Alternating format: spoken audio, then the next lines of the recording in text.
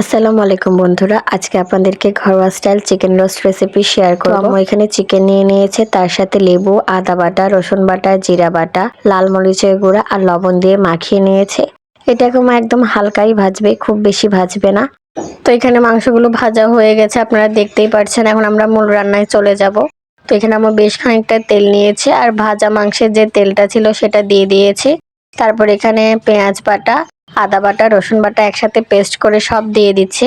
তারপরে আম্মু এখানে বাদাম বাটাও দিয়েছে, তার সাথে লাল মরিচের গুঁড়াও একটু দিল। আর এখানে বাদাম বাটার যে অবশিষ্ট ছিল সেটা একটু পানিতে গুলিয়ে আম্মু দিয়ে দিয়েছে।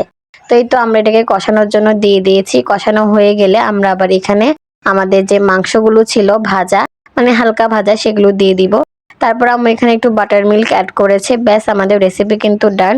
সবশেষে আম্মু কাঁচামরিচ আর হচ্ছে যে একটুখানি গরম মশলা, ধনিয়া পাতা আর ডিমটাও একই সাথে দিয়ে দিয়েছে।